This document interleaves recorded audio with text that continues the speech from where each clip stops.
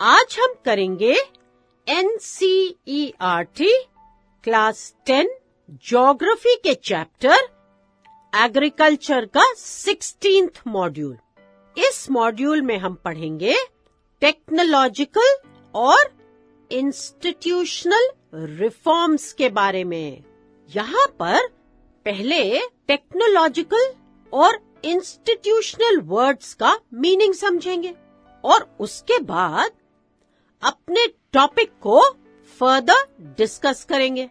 तो जो word technological है is related to agricultural methods, tools, irrigation और फर्टिलाइजर्स जैसी चीजों से, और इंस्टीट्यूशनल का मतलब है पॉलिसीज रिलेटिंग टू एग्रीकल्चर।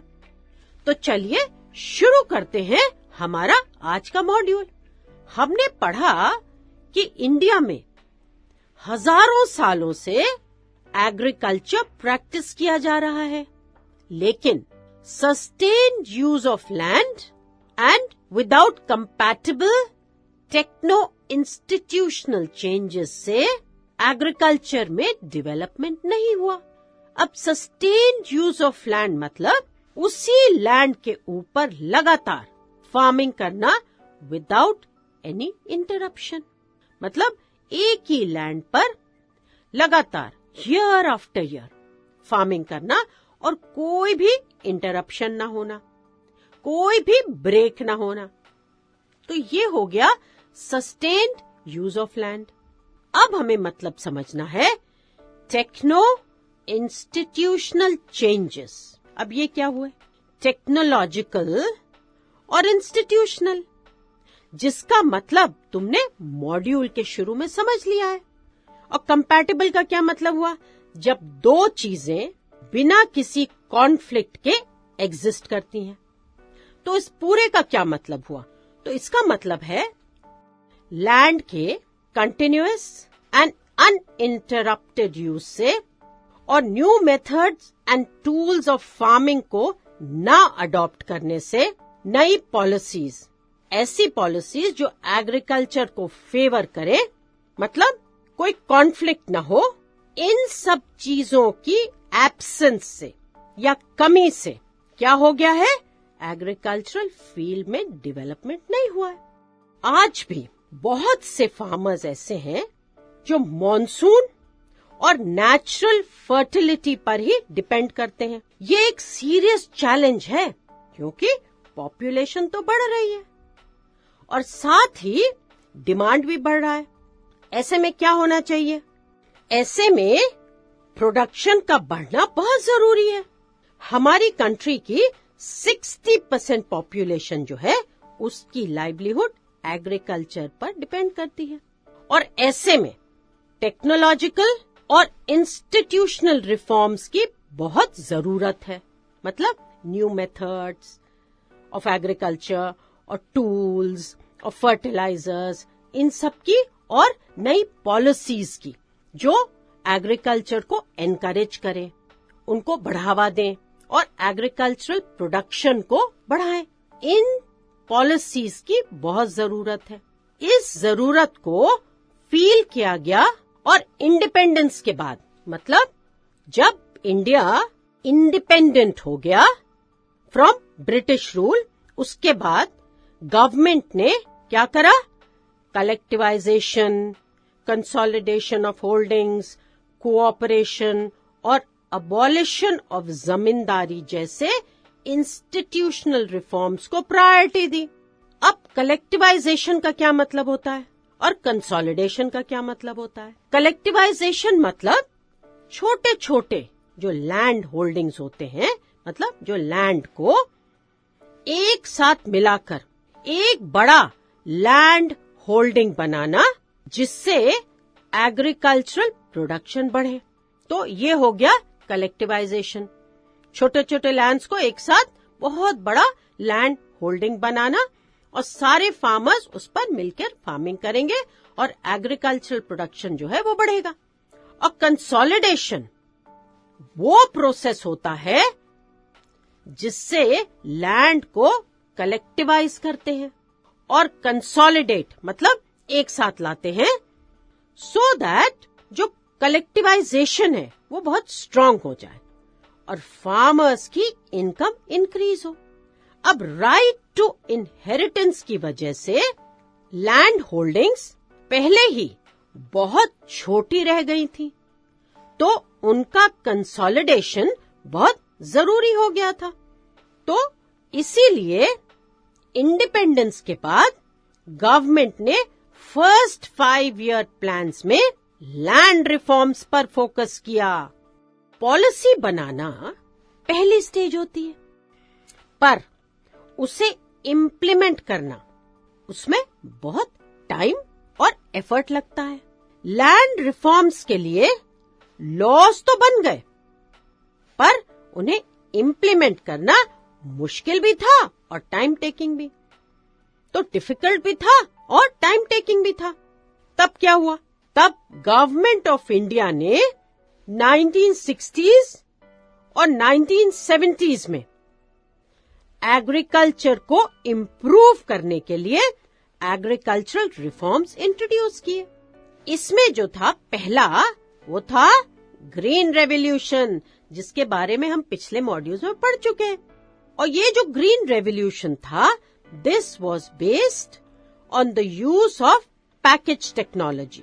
और दूसरा था व्हाइट रेवोल्यूशन, जिसे ऑपरेशन फ्लड भी कहते हैं। अब ये पैकेज टेक्नोलॉजी क्या है? पैकेज टेक्नोलॉजी का मतलब है एक पैकेज, और पैकेज में इंक्लूडेड थे HYV seeds, modern tools, irrigation, fertilizers and pesticides. इस पैकेज ने अचानक से क्रॉप प्रोडक्शन को बहुत बढ़ा दिया। इन सब स्ट्रैटेजीज ने इम्प्रूवमेंट तो जरूर किया, मगर कुछ ही एरियाज में, वेरी सेलेक्टेड एरियाज में। तब 1980s और 1990s में एक कॉम्प्रिहेंसिव लैंड डेवलपमेंट प्रोग्राम शुरू किया गया। अब इसे कॉम्प्रिहेंसिव क्यों कहा जा रहा है? कॉम्प्रिहेंसिव इसलिए कि इस प्रोग्राम में इंस्टीट्यूशनल और टेक्नोलॉजिकल दोनों रिफॉर्म्स इंक्लूडेड थे, तो इसीलिए इसे कॉम्प्रिहेंसिव कहा जा रहा है।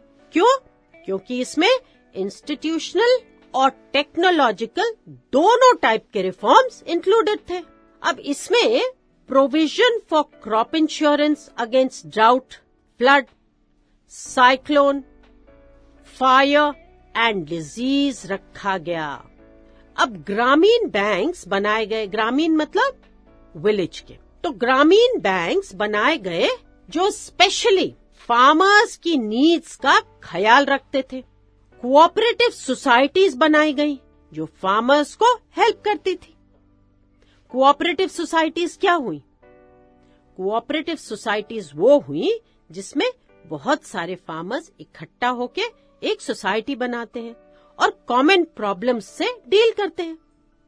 तो कोऑपरेटिव सोसाइटीज बनाई गई जो फार्मर्स को हेल्प करती थी, और बैंक्स बनाए गए जो कि फार्मर्स को लोअर रेट्स पर लोन्स देते थे।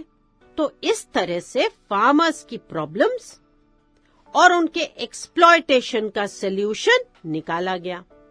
तो अब चलते हैं और करते हैं एक quick recap.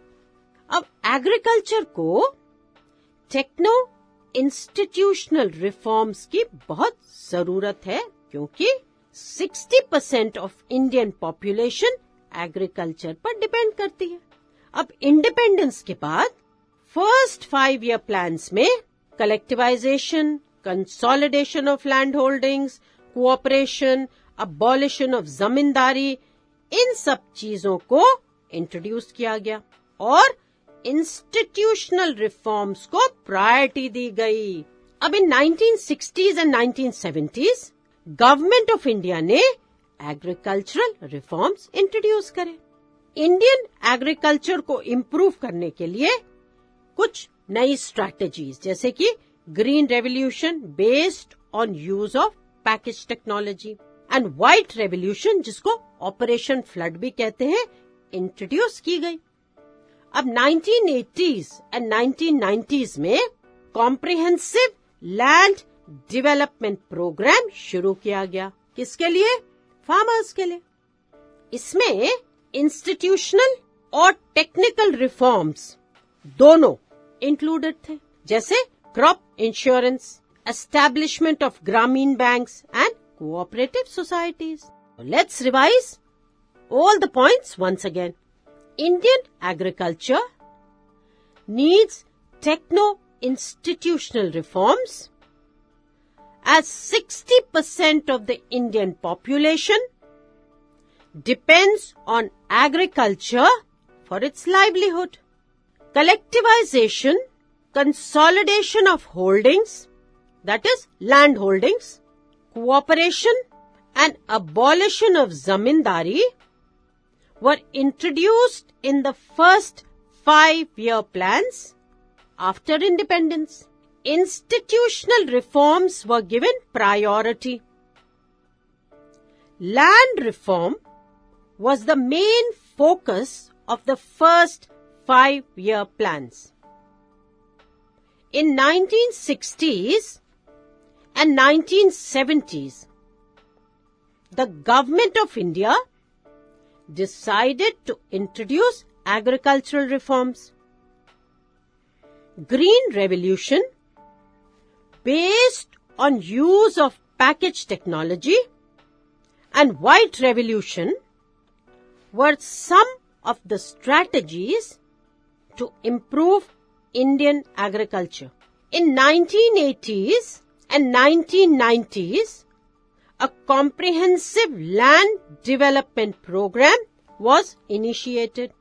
It included both institutional and technical reforms like crop insurance and establishment of Grameen banks and cooperative societies.